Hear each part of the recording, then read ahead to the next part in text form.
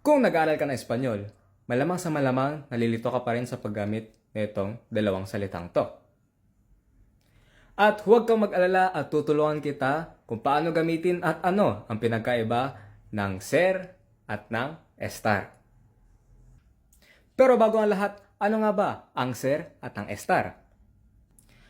Ang ser at ang estar ay parehas na ibig sabihin to be o maging sa Tagalog. Pero ang pangunahing pinagkaiba nitong dalawang salitang to ay kung ito ba ay permanente o pansamantalang kondisyon. Ang ser ay ginagamit kapag ang isang kondisyon ay permanente o hindi agad-agarang nababago. Ang halimbawa na lang nito ay kung saan ka nanggaling, ano ang nasyonalidad mo, at kung ano ang trabaho mo. Halimbawa na lang nito ay soy un estudiante o soy estudiante. I am a student.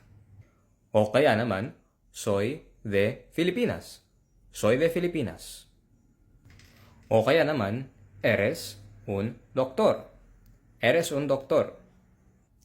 Kapag sa estar naman, ang tinutukoy naman kung ang kondisyon ay temporary o pansamantalang kondisyon.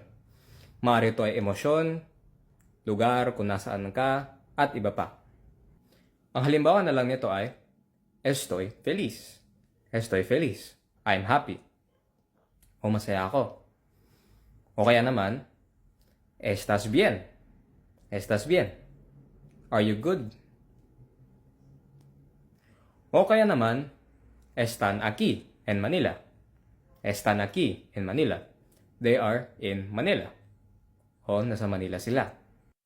So ayan po ang konting pagpapaliwanag sa pinagkakaiba ng ser at ng estar. At kung gusto nyo pa po akong gumawa ng isa pang video tungkol sa ser at estar, like nyo lang po itong video na to at i-follow nyo po ako para sa marami pang Spanish lessons. Ciao, ciao!